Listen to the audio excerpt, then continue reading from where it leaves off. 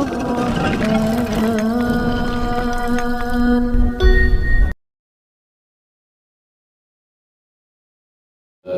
alamin wal 'aqibatu lil muttaqin wala 'udwana illa 'alal zalimin. Asyhadu an la ilaha illallah wahdahu la syarika lah wa asyhadu anna sayyidana wa habibana Muhammadan 'abduhu wa rasuluh la nabiyya ba'dahu. Allahumma la sahla illa ma ja'altahu sahlan wa anta taj'alul hazana idza syi'ta sahlan. Rabbana shrah lana sudurana wa yassir lana umurana wahlul 'uqdatam min lisanina yafqahu qawlana. Allahumma arinal haqqa haqqan warzuqna ittiba'ah wa arinal batila batilan warzuqna ijtinabah. Ma ba'du. Ma'asyiral muslimin, taqabbalallahu minna wa minkum salatus subuh bil jamaah. Semoga Allah menerima ibadah salat jamaah kita barusan. Siapa yang berzikir, siapa yang berdoa, mudah-mudahan sampai dan Allah kabulkan doa-doanya. Amin. Hadirin ma'asyiral muslimin yang kami muliakan, pertama sekali kita memuji Allah dan bersyukur kepada Allah di pagi hari ini dengan mengucapkan alhamdulillah bi ni'matihi tatimmus shalihat. Allahumma ma asbaha bina min ni'matin aw bi ahadin min khalqika faminka wahdak la syarika lak falakal hamdu wa lakash syukru. Kemudian kita sampaikan salawat dan juga salam kita untuk Habibillah Sayyidina Muhammad Rasulillah sallallahu alaihi wasallam. Amma ba'du. Ma'asyiral muslimin yang kami muliakan, Rasulullah berujar bahwa dirinya adalah nabi yang terakhir. Tidak ada lagi nabi setelahnya. Maka beliau adalah nabi akhir zaman. Dan beliau berkata umatnya adalah umat akhir zaman. Jadi kita ini adalah umat akhir zaman. Adapun para kiai, para ustadz, seluruhnya adalah kiai dan ustadz akhir zaman. Pemerintahan yang ada di seluruh dunia adalah pemerintahan akhir zaman. Tapi Rasul bersabda, akhir zaman ini untuk umatku dibagi oleh Allah menjadi 5 fase. Yang pertama, 5 fase ini terhitung setelah Nabi Muhammad sallallahu alaihi wasallam resmi diangkat oleh Allah menjadi nabi dan rasul. Jadi sejak Nabi Allah angkat menjadi nabi dan rasul, start dimulai hitungan perjalanan waktu atau fase, ya. Finishnya adalah Allah habiskan dan Allah wafatkan serentak seluruh umat Nabi yang beriman. Allah wafatkan secara serentak karena kejadian yaitu berhembusnya angin lembut dari negeri Yaman. Angin ini sejuk, berbau wangi kasturi. Angin ini dengan cepat membungkus bumi. Dan ini akan menjadi tanda besar kiamat yang nomor 7. Angin ini dengan cepat membungkus bumi. Siapapun orang beriman dari umat Nabi Muhammad pasti akan didatangi oleh angin ini. Saat angin ini menyentuh orang beriman, terhirup olehnya angin wangi, sejuk, lembut. Saat itu juga orang beriman ini di tempat itu juga dia langsung tergeletak meninggal dunia. Serentak satu muka bumi seluruh orang beriman meninggal dunia. Ini adalah finish. Jadi sejak Nabi diutus sampai seluruh umat Islam, umat Nabi Muhammad yang beriman meninggal, Rasulullah berkata kamu akan menjalani 5 fase sejarah, ya, 5 fase sejarah. Jadi saya buat seperti ini.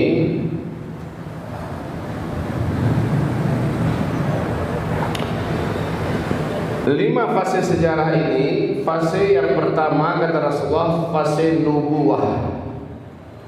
Nubuwah ini adalah di mana umat Islam langsung Nabi Muhammad yang memimpin. Ini lamanya cuma 23 tahun. Setelah fase nubuwah dilanjutkan dengan fase khilafah, di mana yang melanjutkan kepemimpinan untuk umat Nabi Muhammad adalah para sahabat-sahabat yang mulia dan cerdas. Fase ini kata Rasulullah berlangsung selama 30 tahun. Di fase kedua. Setelah itu umat Islam akan dipimpin oleh para khalifah yang menggunakan sistem kerajaan. Di dalamnya ada 3 dinasti, dinasti Bani Amawiyah, dinasti Bani Abbasiyah, dan dinasti Bani Utsmaniyah. Gelar sang pemimpin tertinggi ini tetap khalifah, tetapi sistem pemerintah yang mereka jalankan adalah sistem kerajaan yang menggigit, ya. Nah, ini fasenya kata Rasulullah SAW berlangsung selama 1227 tahun. Ini fase ketiga. Setelah itu runtuhlah khilafah Islamiyah Al-Utsmani di Turkiya pada tanggal 3 Maret tahun 1924. Fase ketiga pun berakhir. Kita masuk pada fase terberat. Saya perbesar ya. Saya perbesar karena ini adalah fase terberat. Di fase ini kita hidup sekarang. Fase keempat, Islam tidak memimpin. Fase pertama, kedua, ketiga, Islam yang memimpin dunia. Walaupun belum 100%, tapi 2/3 dunia sudah dikuasai dan dipimpin oleh Islam. Peradaban dunia kiblatnya kepada Islam.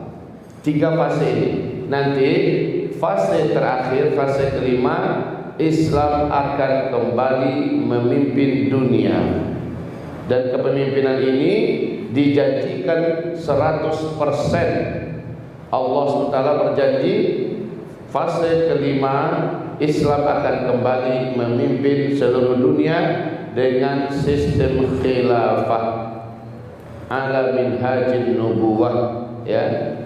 Ini adalah masa-masa paling teraman hidup di dunia, sehingga Rasulullah mengatakan masa-masa aman. Kita sedang ada di sini dan kita sedang ada di penghujung fase keempat. Kita sedang berada di penghujung fase keempat. Kaum muslimin yang kami muliakan, dari hadis-hadis ahad Nabi berkata lamanya fase ini, tapi hadis ini paling banter, tingkat tertinggi riwayatnya hanyalah hasan li ghairi. Oleh karena itu ini tidak dijadikan sebagai hujjah dan dalil, tidak boleh dijadikan sebagai sumber akidah. Tapi karena masih hadis, kita hormati hadis Nabi, kita jadikan sebagai ilmu pengetahuan saja. Kalau nanti terjadi sesuai kenyataan, baru kita yakini. Kalau belum terjadi, cukup diilmui saja dan kita ditugaskan bersiap-siap. Itu yang paling penting. Nah, Nabi berkata dari start ke finish, dari 2 kelompok besar hadis, di satu kelompok hadis 140 Hijriah, 1400 Hijriah, di kelompok hadis Nabi yang lain dari Abu Daud 1500 tahun hitungan Hijriah. Jadi dari start ke finish adalah antara 1400 ke 1500 Hijriah. Kita sekarang sudah 1444 Hijriah, ya. Hijriah. Kalau Hijriah Bapak Ibu, penghitungan tahun Hijriah itu sekarang 1444, ya. Penghitungan tahun Hijriah itu bukan sejak Nabi diutus, tapi sejak Nabi hijrah dari Mekah ke Madinah. Ini hitungan Hijriah, ya. Nah, menghitung umur umat Nabi dari start ke finish bukan sejak hijrah, tapi sejak Nabi diutus oleh Allah sebagai Nabi dan Rasul. Artinya di Mekah beliau sudah jadi Nabi dan Rasul selama 13 tahun. 13 tahun ini wajib kita tambahkan ke tahun Hijriah yang sudah jalan. Berarti tambahkan 13. Tambahkan 13, hasilnya adalah 1457. Seandainya Seandainya ini kan karena menurut jumhur ulama ahli hadis, umur umat Nabi ini dari start ke finish antara 1400 ke 1500. Kita ambil angka yang paling aman, yaitu tertinggi angka 1500. Seperti yang dikatakan oleh pakar dan ulama hadis dunia, Syekh Al-Hafiz Imam Ibnu Rajab Al-Hambali. Apa kata beliau? Umur umat Nabi lebih dari 1400 tahun, tapi takkan lewat dari 1500. Maksudnya terjadinya tanda besar kiamat nomor 7 dengan wafatnya serentak umat Islam sedunia adalah takkan lewat dari 1500. Mungkin sebelum ini bisa jadi.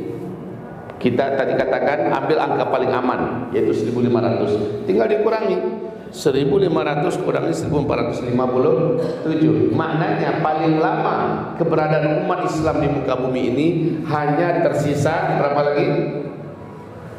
43 tahun lagi. Ini paling lama.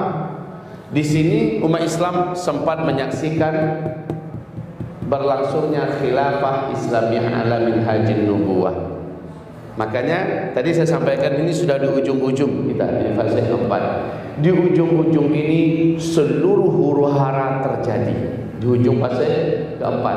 Karena di sini sudah tidak ada lagi huru-hara. Sini adalah kenyamanan, keamanan, kesenangan, kebahagiaan. Dunia bagaikan bayang-bayang surga. Di fase kelima. Saat khilafah yang memimpin, orang hidup senang sesenang-senangnya.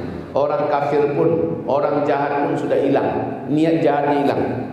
Penjara-penjara kosong, rumah-rumah sakit sepi karena tidak ada orang yang Allah izinkan sakit saat itu. Semua orang dalam keadaan senang. Binatang buas Allah jadikan jinak. Seluruh binatang berbisa Allah cabut bisanya. Demikian hadis Nabi sangat banyak di fase kelima.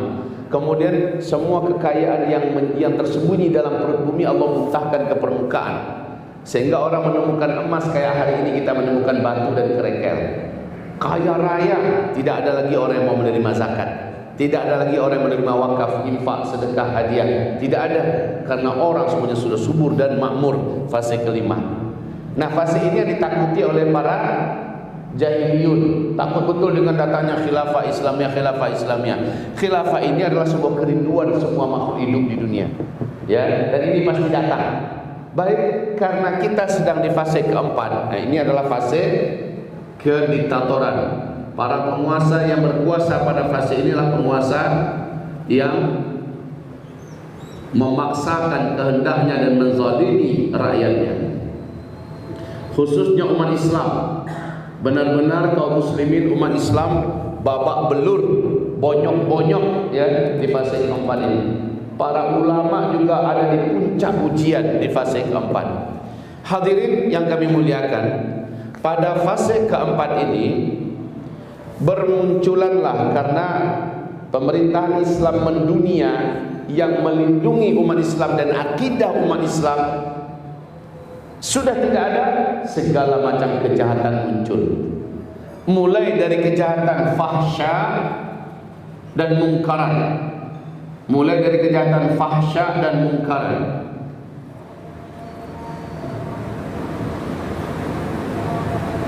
Fahsya ini, maaf ya, saya sebut dengan 3 fitnah. Di sini ada fitnah 1, 2, 3. Fitnah yang pertama namanya fitnah akhlas. Fitnah akhlas. Perang ke perang dunia 1, perang dunia 2, ya. Dan habis itu penjajah di mana-mana. Fitnah akhlas. Yang kedua fitnah sara. Fitnah sara, negeri-negeri Arab yang notabene dinobatkan kepada negeri Islam mendapatkan minyak dalam perut bumi, lalu mereka menjadi mewah dan subur dan makmur. Ini fitnah sarah. Mereka menjadi sombong dan sok, ya, fitnah sarah. Dan akhir-akhir ini mereka mulai menjadi jahiliyah, Maka, dan inilah puncak fitnah yang paling mengerikan di fase keempat, yaitu fitnah Duhaimah. Pernah dengar ini Bapak Ibu? Fitnah Duhaimah. Duhaimah. Fitnah ini akan membelah umat Nabi menjadi dua kelompok besar. Satu kelompok mukmin sebenar-benar beriman, satu kelompok munafik sebenar-benar munafik. Mukmin tidak ada lagi kemunafikan, munafik tidak ada lagi keimanan. Akibat fitnah Duhaimah ini. Karena benar-benar umat Nabi ada di puncak ujian oleh fitnah Duhaimah. Fitnah Akhlas sudah selesai, fitnah Sarra sudah sedang berjalan, ya. Dan akibat fitnah Sarra muncullah fitnah Duhaimah. Puncak fitnah Duhaimah kata Rasulullah, ini dia batasnya.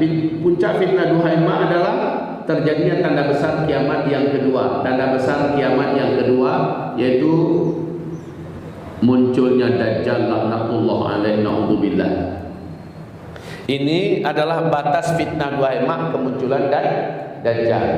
Sebelum Dajjal muncul, tanda besar kiamat yang pertama terlebih dahulu terjadi. Apa itu? Ini tanda besar kiamat yang pertama. Ada yang tahu? Apa yang pertama? Meteor menghantam bumi. Meteor menghantam bumi di akhir zaman. Ini meteor.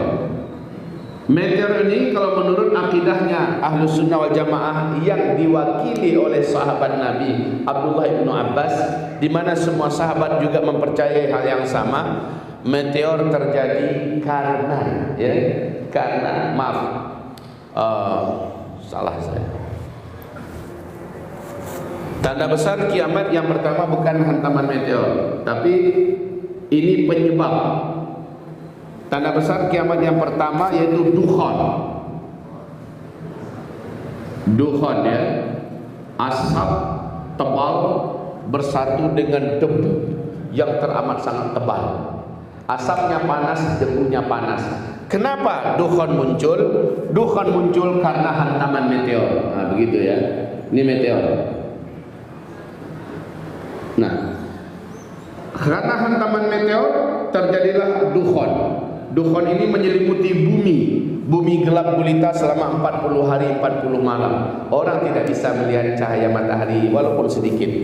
Siang hari bolong, orang berusaha untuk melihat telapak tangannya, dia tak mampu melihat apa-apa. Listrik seluruh dunia padam sepadam-padamnya. Gelap gulita.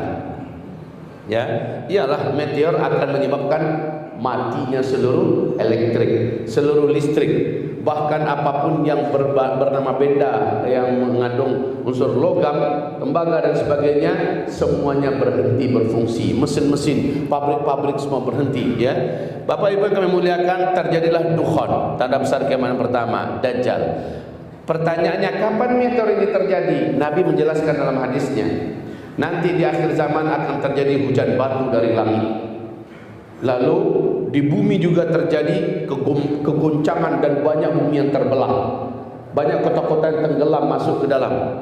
Dan juga akan terjadi perubahan bentuk wajah. Kapan itu ya Rasulullah? Nabi menjawab, kalau kalian saat itu sudah menghalalkan musik. Arab, khususnya Arab Saudi hari ini sudah menghalalkan musik, mengadakan konser-konser musik raksasa. Kalau kalian, yang kedua kata Nabi, kalau kalian saat itu sudah mengundang penyanyi-penyanyi wanita. Hari ini Arab khususnya, ya, karena kita wakil Islam seluruh dunia itu adalah Arab gitu. Kalau kalian sudah mengundang penyanyi-penyanyi wanita, sekarang setiap konser musik pasti penyanyi-penyanyi dunia, penyanyi-penyanyi wanita didatangkan ke negeri Arab, apalagi Arab Saudi. Di Mekah dia orang buat konser, di Madinah orang buat konser. Setan itu loh pemerintahan di Arab Saudi sekarang. Kalau Uni Emirat Arab, Bahrain itu udah lama rusak. Yang terakhir ini yang menyusul rusak adalah Arab Saudi. Dan yang ketiga kata Rasulullah, kalau kalian sudah menghalalkan khamar. Khamar sekarang kayak minuman aqua kalau di kita. Oleh pembesar-pembesar Arab, oleh orang kaya di Arab, oleh rakyat Arab, sekarang mau buat maksiat apa pun di Arab nggak ada yang mempermasalahkan lagi. Ya. Dan ini yang akan menimbulkan hantaman meteor. Berarti kita nunggu waktu. Kita nunggu waktu. Kapan? Entahlah. Waktunya hanya Allah yang Maha tahu. Kalau tanda-tandanya sudah dibuat dah, sudah terjadi. Kaum muslimin yang kami muliakan, jadi di fase keempat ini, karena yang melindungi dan membentengi umat Islam secara akidah sudah tidak ada, bermunculanlah berbagai macam firaqud dhallah, aliran-aliran dan sekte-sekte sesat. Aliran-aliran sesat. Enggak ada yang memadamkan. Yang memadamkan ini cuma pemerintah. Ini malah didukung, diberi panggung, diberi ruangan atas nama HAM. Ya. Kemudian muncul juga isme-isme yang enggak karu-karuan banyaknya, dan ini juga memurtadkan orang dari Islam. Apa itu isme? Yaitu pluralisme. Pluralisme, menganggap semua ajaran agama sama, ya. Kemudian muncullah sekularisme, memisahkan agama dari urusan dunia. Kemudian yang keempat, pluralisme, sekularisme,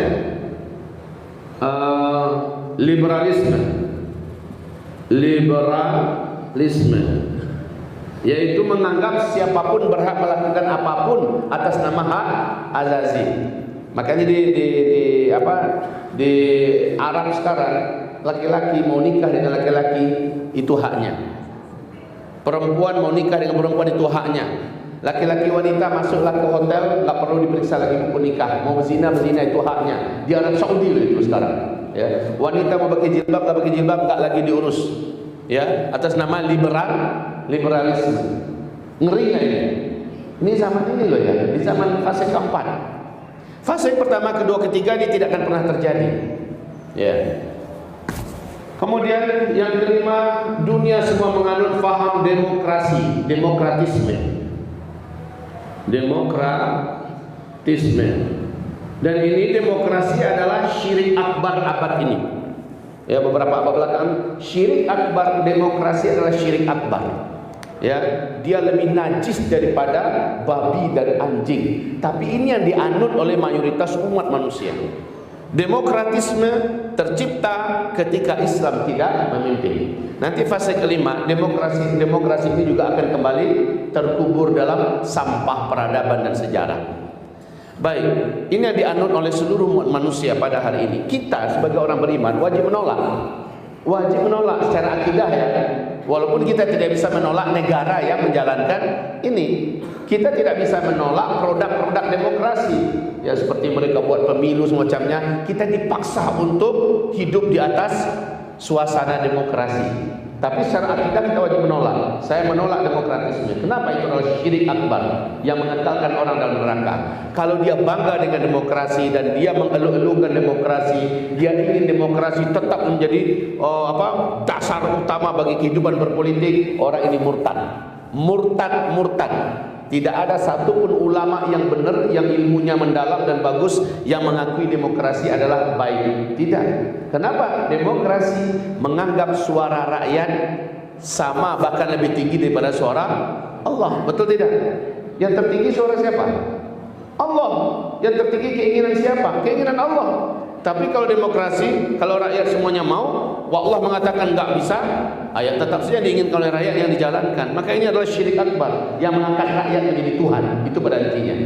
Baik ya, itu pun secara praktek demokrasi banyak yang dipermainkan oleh kepentingan, ya, oligarki, kepentingan kelompok, partai dan organisasi. Naudzubillah. Baiklah. Yang kelima, yang keenam, ateisme.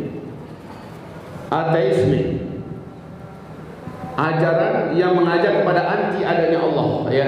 Kemudian yang ketujuh, komunisme.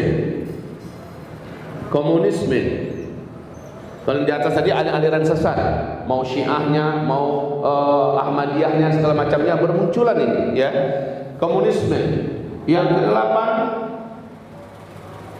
fahisyah dan mungkarat. Nah, difasilitasinya bahkan dibuat, diciptakan, dilokalisasi, ya, maksiat dan mungkarat.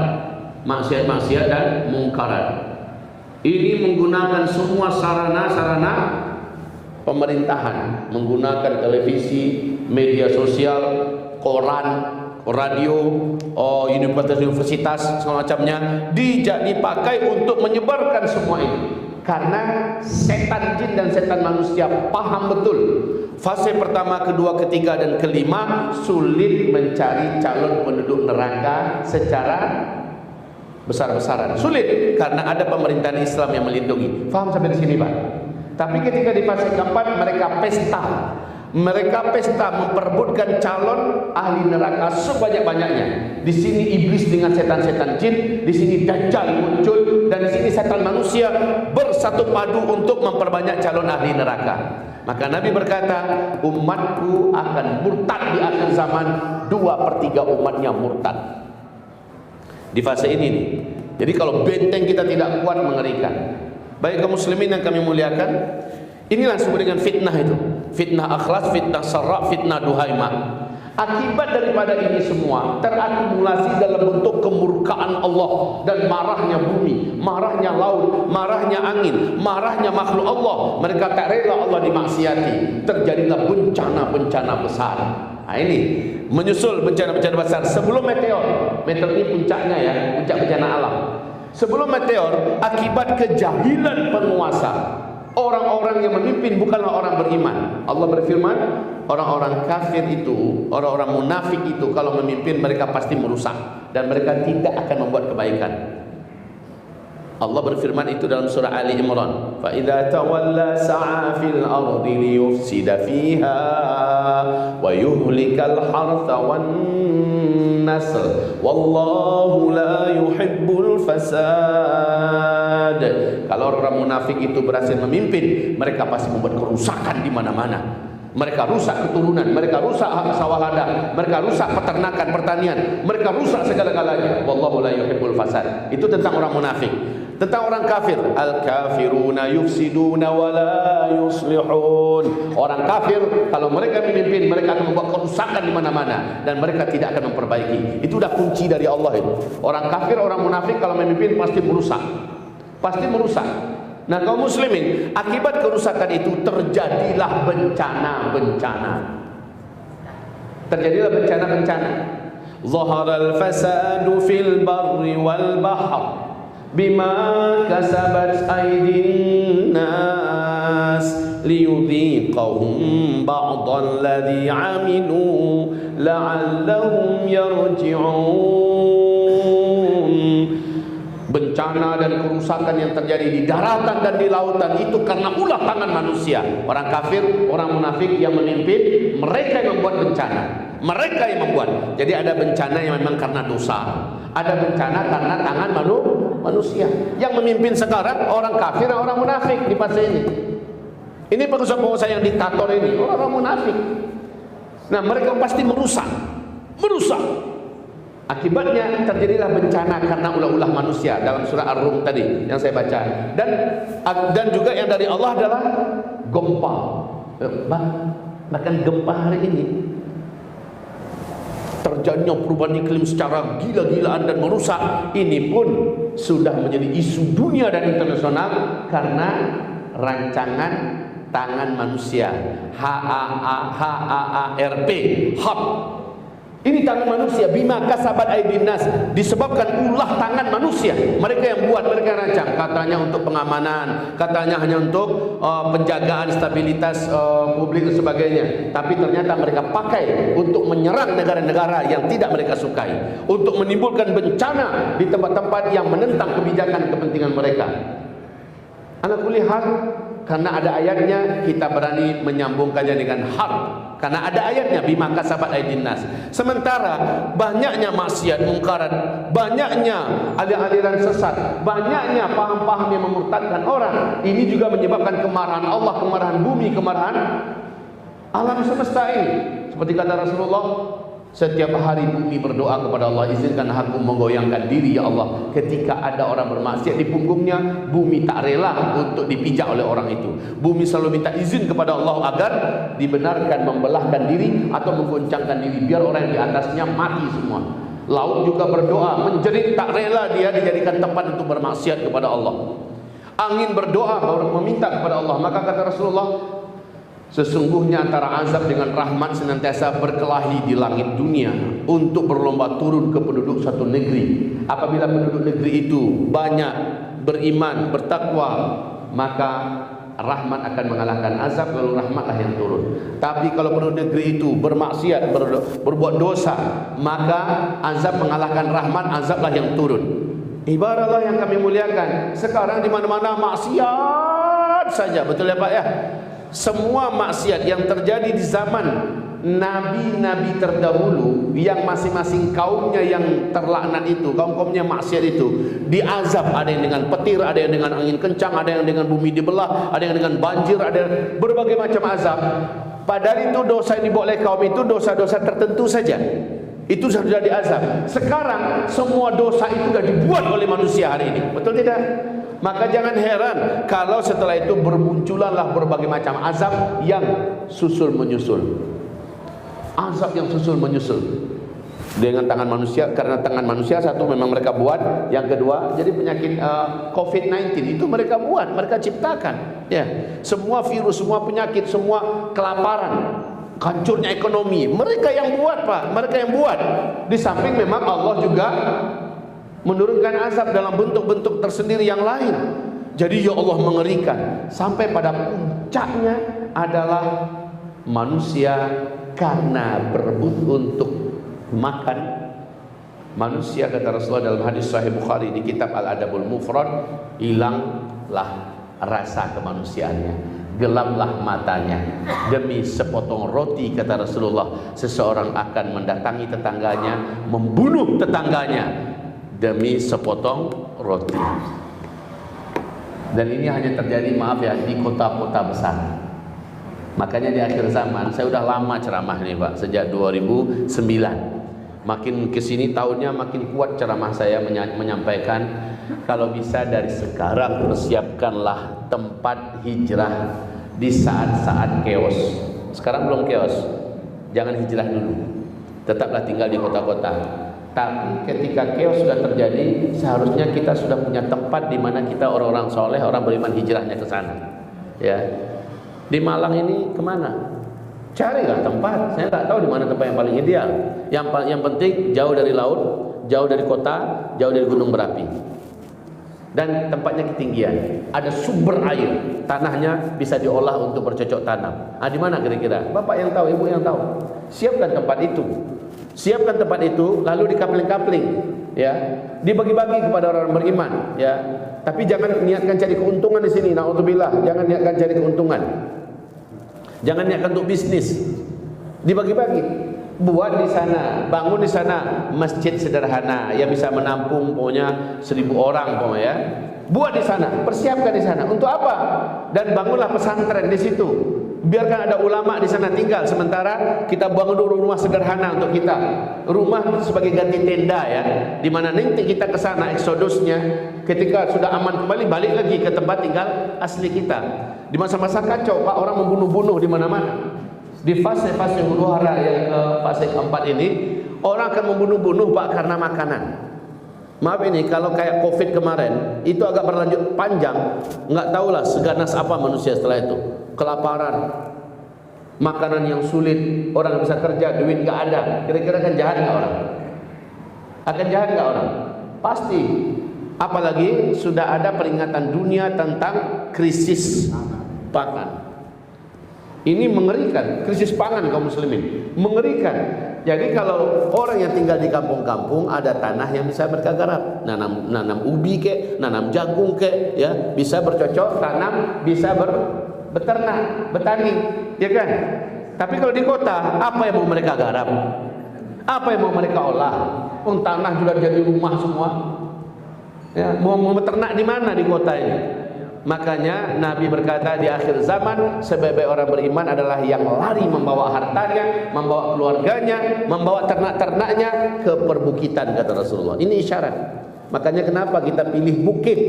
Karena itu adalah isyarat dari Rasulullah SAW. Begitu Pak. Cuman pindahnya jangan sekarang, persiapannya dari sekarang. Untuk sementara biarkan pondok pesantren yang menggarapnya, pahala ngalir ke kita. Yang jelas rumah kita sudah ada di situ. Titipkan ternak kita, buat olahan peternakan, itu kan pada pesantren. Ini 50 kambing saya, ini 10 sapi saya, ya. Lalu ada lahan sawah, tolong garap sawah saya, hasilnya biar untuk pondok saja. Bisa begitu kaum muslimin. Ini yang kami persiapkan sejak 4 tahun yang lalu di Payakumbuh, Sumatera Barat. Saya hijrah Pak. Dari Pancoran, Jakarta Selatan, saya pindah ke Sumatera Barat karena saya meyakini sudah saatnya mempersiapkan diri. Tapi walaupun begitu, saya tidak konyol. Ya, saya tidak konyol. Saya ingin tetap bermanfaat, bisa berdakwah, bisa totalitas menjadi solusi bagi umat ini dan bagi agama. Ya, walaupun saya pulang kampung ke Sumatera Barat, tetap saja saya persiapkan perkampungan akhir zaman. Namun yang bisa merapat ke sana tentulah orang-orang terdekat. Walaupun saya tidak menolak, oh dari Malang saya bisa nggak kami bergabung sana? Silahkan bergabung atas nama Bapak. Belilah Bapak Ibu, tafadhol, buatlah rumahnya di sana, titipkan pada kami, kami garap, kami pakai untuk kepentingan pendidikan dan dakwah, ngalir pahalanya kepada Bapak Ibu. Nanti terjadi chaos, masih ada waktu kita untuk terbang ke sana. Bapak sudah punya pertanian di situ, Bapak sudah punya peternakan di situ, tinggal menikmati, rumahnya sudah ada. Tapi kalau yang terbaik apa? Setiap provinsi harus ada satu lokasi macam ini minimal. Satu lokasi. Kalau orang beriman, ngumpul semua orang beriman, maka insya Allah orang-orang yang sudah panik-panik, sudah berserakan mencari penyambung kehidupan di luar sana, nggak akan berani macam-macam dengan komunitas yang sudah bersatu ini, Pak. Tapi kalau kita sendiri nggak bergabung, nggak bersatu dengan komunitas orang beriman, satu persatu kita disembelih, Pak, oleh orang-orang lapar. Oleh orang-orang lapar, karena lapar mereka panik, mereka gelap mata. Hadisnya Sahih Bukhari di dalam kitab Al-Adabul Mufrad. Ini bukan nakut-nakutin. Inilah fitnah itu. Karena lapar orang membunuh orang lain, bahkan tetangganya sendiri. Dan ini tak akan terjadi, pasti akan terjadi. Nah, kaum muslimin, puncak daripada ini adalah bencana, kelaparan, dan akhirnya pertumpahan darah berlanjut dengan perang global. Makanya negeri teraman di akhir zaman adalah Palestina, kata Rasulullah. Itu setelah Palestina mengumumkan khilafah Islamiyah. Itulah negeri teraman yang harusnya orang-orang beriman hijrah ke sana. Sekarang untuk ke sana butuh paspor, butuh duit, butuh penerbang, butuh bahasa, butuh relasi dan link kita di sana. Kita nggak punya. Ya sudah, kalau gitu di Indonesia aja. Nah, di Indonesia gimana caranya? Kayak tadi. Sementara hidup normal lah di kota, hidup normal di sini. Ya, sementara. Tapi kalau udah chaos dan kacau, sudah punya kita tempat. Sampai di sini paham Bapak Ibu? Saya nggak ngajak Bapak Ibu hijrah sekarang ya. Ya, hijrahnya nanti. Nantinya itu kapan? Nggak tahu. Tapi dekatkah waktunya? Iya. Saya tidak berani menyebutkan bulan dan tahunnya, itu hanya Allah yang mengetahui. Kita cukup pelajari tanda-tandanya dan mengimaninya, persiapkan diri. Oh, ternyata masih aman 10 tahun lagi. Alhamdulillah, masih aman sampai kita meninggal dunia. Alhamdulillah. Kalau kacaunya dalam waktu dekat gimana? Apa persiapan kita? Ya, ini harus jadi pertimbangan kita. Sama dengan omongan orang di media, ya, media sosial. Orang ateis berjumpa dengan orang beriman. Apa kata orang ateis? Kalau kamu mati nanti, ternyata kalau kamu temukan Tuhan itu nggak ada, betapa ruginya kamu kalau kamu di dunia selama ini banyak nahan-nahan keinginan kamu dan hasrat kamu. Apa jawaban orang beriman dengan santai? Iya, tapi itu jauh lebih baik daripada Anda. Kalau Anda mati, Anda temukan ternyata Allah ada. Bagaimana dengan Anda? Ya, terdiamlah orang ateis ini. Ya, kalau orang beriman, dia bisa menahan diri berbuat amal baik semacamnya, nggak ada ruginya. Tapi kalau orang yang tidak beriman, orang ateis, mati dia ternyata Allah ada, ya dia temukan azab itu hak, mau ngapain Anda? Maka yang saya lakukan ini jauh lebih baik karena saya melakukan persiapan. Baik Bapak Ibu hamba-hamba Allah yang saya cintai, Masya Allah ya, ini kajian kita terkait tentang huru-hara dan fitnah akhir zaman. Puncaknya adalah terjadinya hantaman meteor. Ya, oh, Imam Mahdi munculnya di mana? Imam Mahdi ini kemungkinannya ada dua kemungkinan. Mungkin munculnya sebelum meteor atau setelah meteor. Karena setelah meteor teknologi tak ada lagi. Ya, shutdown ya secara paksa. Kalau sebelum meteor ini masuk akal. Kenapa masuk akal? Karena sempat diumumkan tentang hadirnya dan dibayani Imam Mahdi di depan Ka'bah. Lalu orang-orang beriman, orang soleh berbondong-bondong berbaiat ke Mekah untuk menyampaikan bahwa kami menyatakan sami'na wa ta'na, engkaulah pemimpin tertinggi kami. Ya, jadi media massa menolong terjadinya penyebaran berita ini. Tapi di hadis yang lain berkata, kamu akan berperang di belakang Imam Mahdi menggunakan pedang, tombak, panah, dan kendaraan kamu kembali kepadaku kuda. Itu pertanda apa? Teknologi sudah tidak ada. Jadi ada kemungkinan seperti ini. Imam Mahdi muncul sebelum meteor di puncak maksiatnya Arab Saudi dan seluruh negeri Arab, dan dunia sudah benar-benar kacau, dunia berdarah-darah, perang, kekacauan ini sempurna. Allah munculkan Imam Mahdi dan dibaiat sehingga menjadi berita yang global. Kita masih sempat terbang ke Mekah, kita masih sempat menggunakan teknologi, ya, kita masih sempat berbaiat dengannya. Nah, setelah itu terjadi hantaman meteor, Imam Mahdi dan manusia semuanya mengalami dukhon, dan pasca dukhon Imam Mahdi sudah di backup oleh orang-orang soleh, orang beriman yang menjadi bala tentaranya. Setiap peperangan Imam Mahdi menang terus. Apapun peperangan ditempuh Imam Mahdi, seluruhnya menang. Peperangan ketika itu sudah peperangan yang adil, Pak. Peperangan menggunakan pedang, tombak, panah, ya, peperangan manual zaman dulu, kayak Lord of the Ring dan sebagainya itu. Nah, Bapak Ibu, ini peperangan yang adil ketika Imam Mahdi yang memimpin. Kalau sekarang kita perang pakai apa, Pak? Senjata nggak pandai, megang pisau dapur aja udah teroris kita dibilang. Jadi saat Imam Mahdi muncul, Allah jadikan semuanya tidak berfungsi. Orang semuanya akan kembali menggunakan senjata manual. Nah, itu kita tahu penyebab terbesarnya adalah hantaman meteor. Baik, Bapak Ibu, saya rasa apa yang saya sampaikan di pagi hari ini sebagai pengantar, ya, bukalah mind kita. Kalau kita melihat dari start ke finish, berarti tersisa 43 tahun lagi ke depan. Ini sangat masuk akal, Pak. Sangat masuk akal. Melihat tanda-tandanya sudah hampir terlengkapi semuanya. Ya, tanda-tandanya menuju kepada ujung fase ke-4. Sebentar lagi kita masuk fase ke-5. Dan di fase ke-5 udah surga dunia itu, Pak. Islam yang memimpin seluruh dunia. Masya Allah. Tapi menuju ke sana itu gak karu-karuan hidup pahitnya. Pahit banget, ya, pahit banget. Baik, silakan kalau ada diskusi, tanya jawab, kita akan bisa layani sebentar. Baik, kepada para jemaah, dipersilakan jika ada pertanyaan.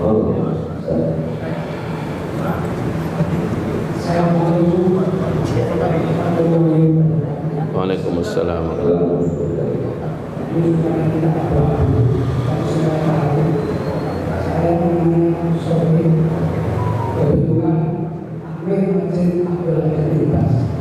Yang perlu saya tanyakan tadi masalah demokrasi. Bagaimana kalau orang itu ikut nyoblos? Terima kasih. Assalamualaikum warahmatullahi wabarakatuh. Saya yakin pertanyaan ini pasti muncul. Langsung saya tanggapi, ya. Sederhana, Pak, sederhana banget. Ya, Bu, pertanyaannya jelas, Bu? Oh, 2024 ya. Baik. Rasulullah mengatakan ad-dunya bahrun amik. Dunia ini adalah ibarat lautan yang sangat luas dan sangat dalam. Ya, lautan sangat luas, sangat dalam. Jadi kehidupan dunia ini ibarat laut. Kita harus ada kapal buat berlayar di atasnya, hiduplah di atasnya, sembahlah Allah di atasnya. Paham sampai di sini? Nah, Bapak Ibu, fase 1, 2, 3 dan juga fase 5, umat Islam punya kapal politik, kapal pemerintahan, khilafah Islamiyah yang menjalankan syariat Allah. Kapal besar, Pak.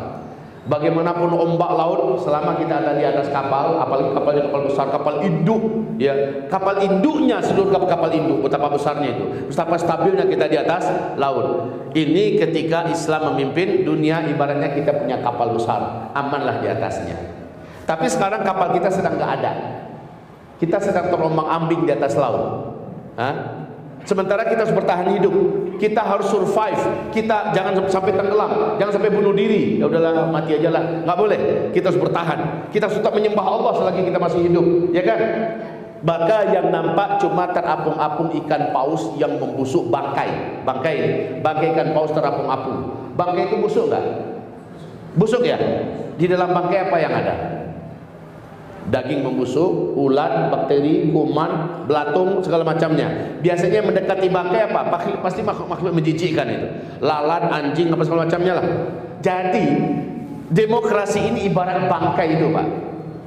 Ibarat bangkai yang terapung-apung. Cuma itu yang ada, ya.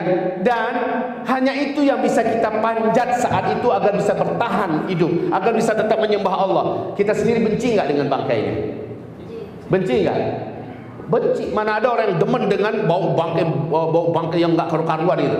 Tapi karena dalam keadaan terpaksa kita naik ke atas bangkai itu, supaya tetap bertahan hidup, supaya tetap menyembah Allah ya, sambil menunggu kapal kembali datang. Paham Pak, Ibu? Jadi demokrasi bagaimana? Kita pakai walaupun kita jijik dengannya. Sampai ini maka saya katakan, secara akidah, secara pribadi kita wajib memiliki prinsip demokrasi menjijikkan ya. Ini adalah syirik, saya menolaknya. Tapi ini yang ada baru saat ini.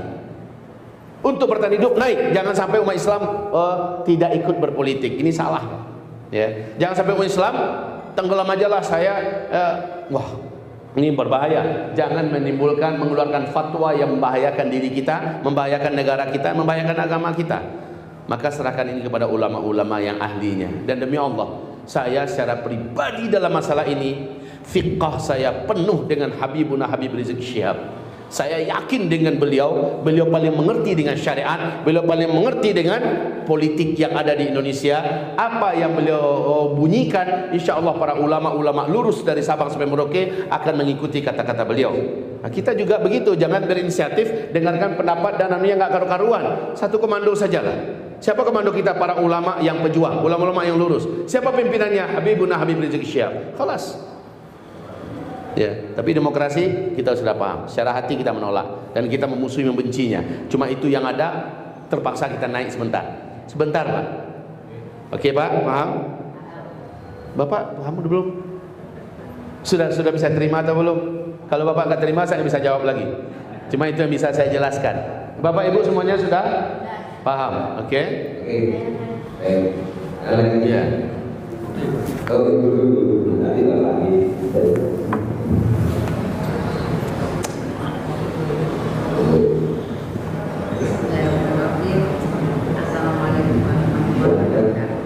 Waalaikumsalam.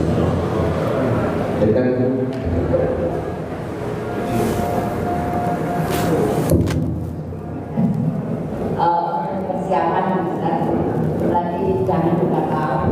Tapi maaf, saya ini kebakaran saya sebenarnya diambil. Lah yang dikatakan oleh Ustaz itu semua sudah ada hutan masih banyak, orang beternak banyak, bahkan ada pesantren Al-Ansyar mungkin peserta Gambon itu sudah mempersiapkan ternak, dia sudah punya ternak banyak. Tapi ini tadi karena kalau di Ambon kan tidak tahu, jadi tolong diterangkan karena yang ya, bagus Bu, pertanyaannya bagus. Gimana nih? Pondok pesantrennya sudah ada ya, di bercocok tanamnya, tanahnya subur semacamnya. Sebenarnya nggak ada masalah dekat laut, nggak ada masalah. Yang penting tinggi dari permukaan laut, karena air laut akan naik. Sering terjadi pasang bahkan tsunami.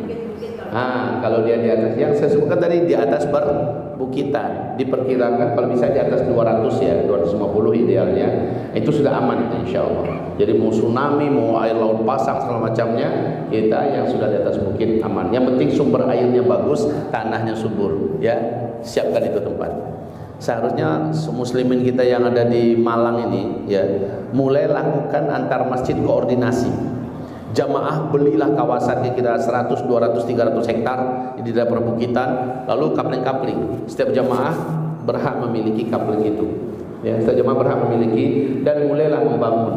Tapi tolong ini jangan dibisniskan. Jangan dibisniskan. Kalau seandainya tanah itu dibeli, jadikanlah penjual pembelian tanah itu untuk membebaskan lahan tersebut. Kalau ada di antara kita yang punya duit sekian M, bebaskan dulu tanah itu, bagi-bagi pada kaum muslimin dengan cara kaum muslimin menggantinya. Jangan jadikan ini sebagai ajang bisnis, tapi untuk penyelamatan iman, nyawa, harta umat di akhir zaman. Tolong jangan jadikan ini bisnis. Di mana-mana saya dengar ini dijadikan orang untuk alasan berbisnis. Saya ngeri melihat ini. Akhirnya banyak umat yang ditipu, Pak. Banyak umat yang ditipu. Nauzubillah. Paham, Bu? Iya. Satu lagi terakhir.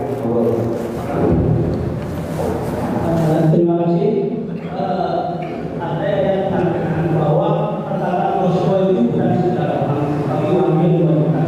Dan ini pasti akan terjadi apa yang Rasulullah terkait dengan syarat dari Rasulullah yang berhubungan dengan akhir zaman itu pasti akan terjadi.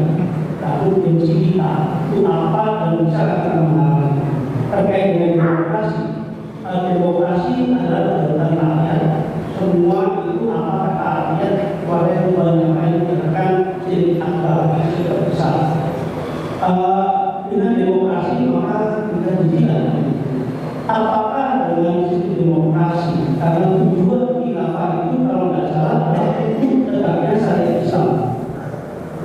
Dengan sistem demokrasi, apakah syariat Islam tidak bisa ditegakkan? Karena di situ ada suatu perubahan sehingga karena politik kita adalah politik demokrasi suatu perubahan.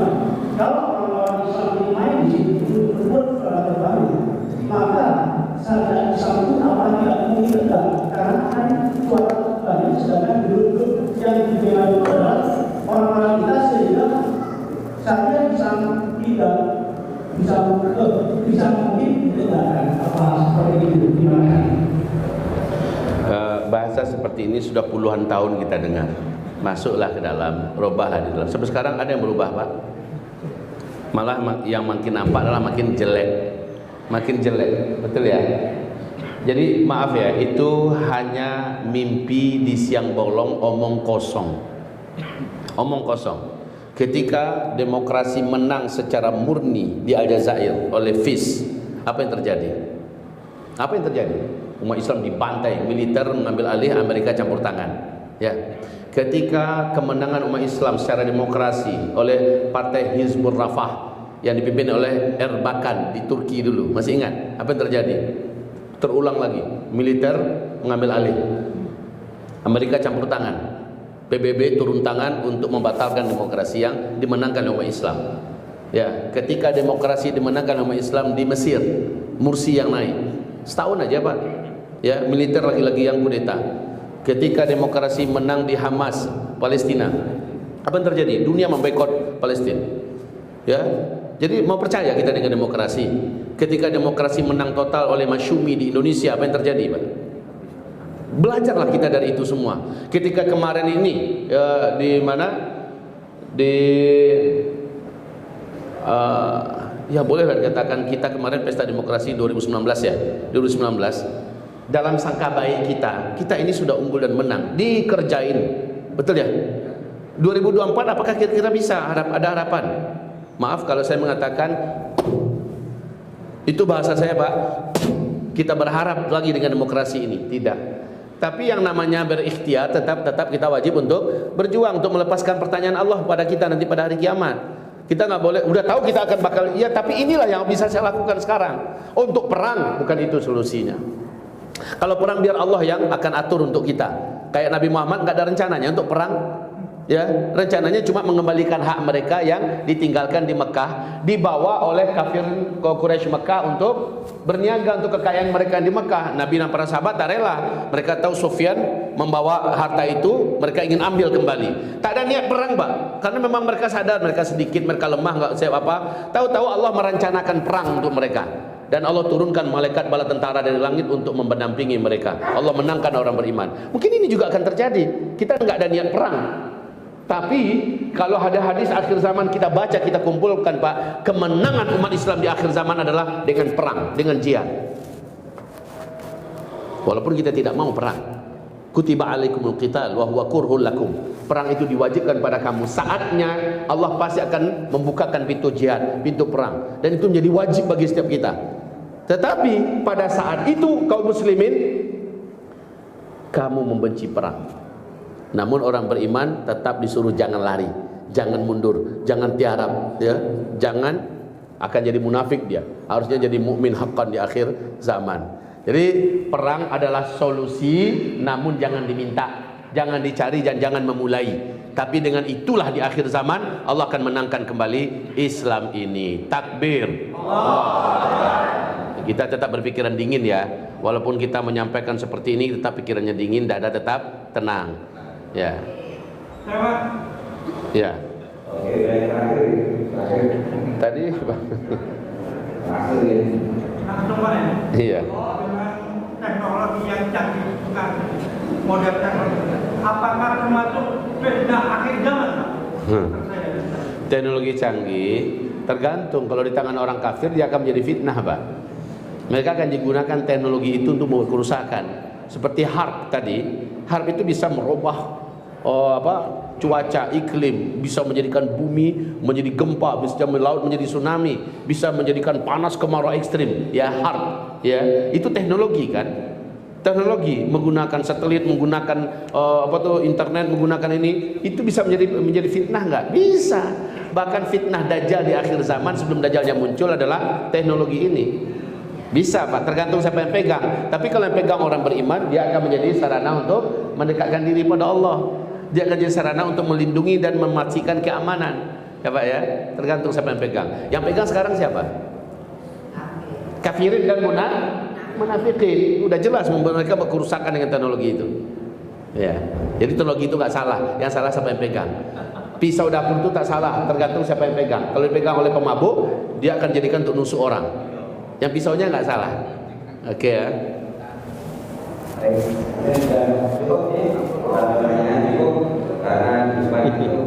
Bapak ini dari tadi dah lucung tangan, kasih hadiah satu untuk beliau.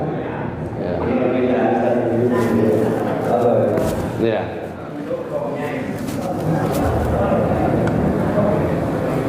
Assalamualaikum Ustaz. Ya, waalaikumsalam warahmatullahi wabarakatuh. Sebetulnya pertanyaan saya sudah dijawab tadi mengenai demokrasi. Sekarang kita itu kan naik kapal demokrasi.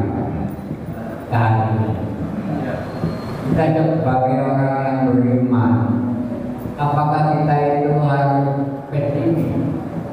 Sebab kalau pesimis tidak mau dengan demokrasi yang ada sekarang, kan umat Islam ini kan nggak punya suara, dan tambah umat Islam tambah kedepet di depan.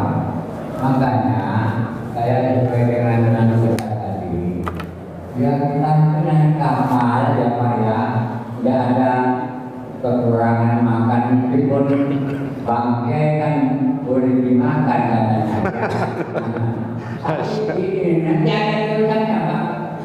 Tapi kita harus memilih bangkai yang tidak haram kan gitu Pak. Ya artinya bangkai yang ada itu kan ada artinya, ada maknanya tadi. Tapi ini kan bagus gitu Pak. Masya Allah. Ini suatu problem Pak ya. Demokrasi ini umat Islam yang punya problem. Kalau umat Islam pesimis tidak mau mengikuti, umat Islam akan dikepit nanti oleh orang beliau ini sesepukan. Jadi makanya umat Islam saya harapkan untuk mengikuti Jawa yang paling baik nantinya. Perkara luput itu diserahkan kepada Allah Subhanahu wa Ta'ala. Bapak tidak kita mengambil dari bagian yang kita. Kok luput? Jadi kan dulu luput semua mana ada pemimpin Indonesia yang jujur bagaimana itu mana? Masya Allah.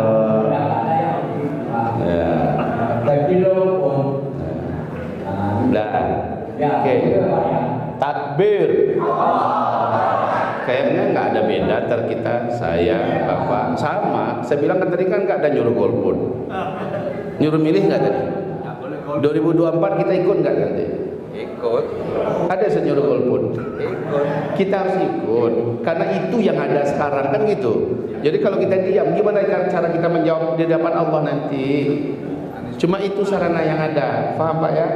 Paham. Insya Allah luar biasa Bapak. Ya, mudah-mudahan Allah berkahi, panjang umur, sehat, banyak amal soleh. Amin ya rabbal alamin. Takbir. Ayahanda kandung saya masih hidup, namanya Muhammad Ali. Saya kan Zulkifli Muhammad Ali ini. Usianya sekarang sudah 110 tahun 2,5 bulan. Usia abuya saya masih hidup. Pikirannya masih terang sekarang Bapak. Pendengarannya masih nyaring, baca Quran kecil nggak pakai kacamata. Masya Allah, alhamdulillah dia ngejar terus sholat 5 waktu ke masjid, rajin puasa Senin dan Kamis, hobi sedekah. Masya Allah nih beliau, tahajud nggak pernah tinggal. Ya, semoga berkah umur beliau dan mudah-mudahan Bapak juga seperti kita dan kita semua. Amin ya rabbal alamin. Baik Bapak Ibu, mungkin itu saja. Terakhir saya tuliskan apa itu nampak? Masjid An-Nabawi. Ini adalah masjid di pondok pesantren kami di Sumatera Barat, sekarang melakukan pelebaran. Ya, karena kita ibadahnya santri, para guru dan masyarakat sering buat acara di masjid kita, jadi udah nggak bisa lagi menampung, kita perlebar ke belakang.